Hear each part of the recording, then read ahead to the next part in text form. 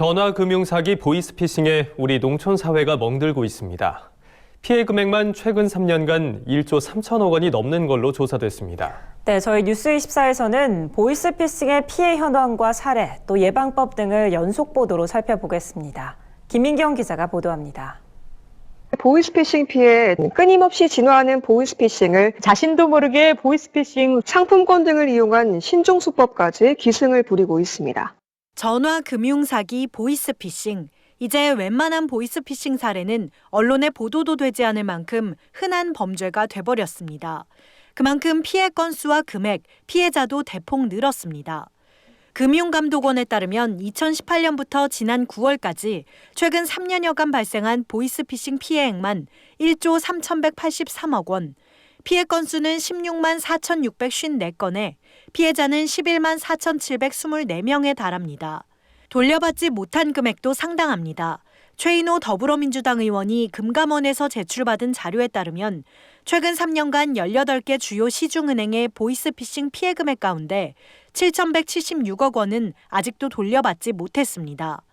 미환수 비율은 은행 가운데 수협이 81%로 가장 높은데 특히 지역의 상호금융 업무를 담당하는 지역수협의 비중이 큰 것으로 나타났습니다.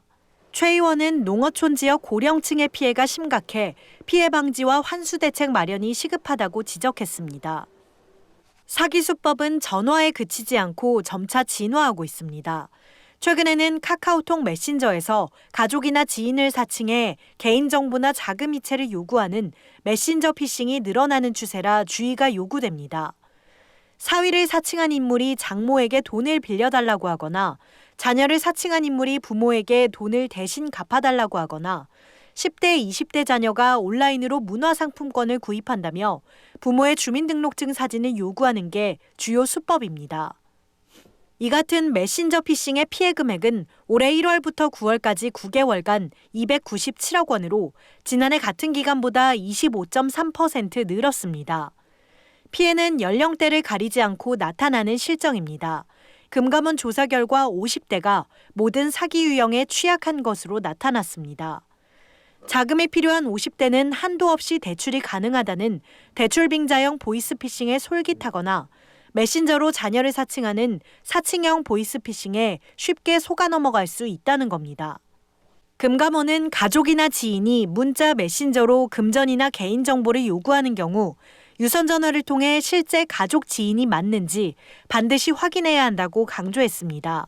부모님을 대상으로 자녀를 사칭해서 아빠 저 갑자기 이제 30만 원 급하게 해야 되는데 돈 좀 보내주세요 라든지 어르신 분들의 신분증 사본, 신용카드 번호와 비밀번호 등 신용정보를 알려달라는 연락이 왔을 때 일단은 의심해 보시고 유선으로 우리 아들이 맞는지 딸이 맞는지 한번 확인해 보시면 좋을 것 같긴 하거든요. 전문가들은 수상한 전화나 메시지를 받았을 경우 경찰이나 인근 농협 등에 도움을 청해야 한다고 조언했습니다. NBS 뉴스 김인경입니다.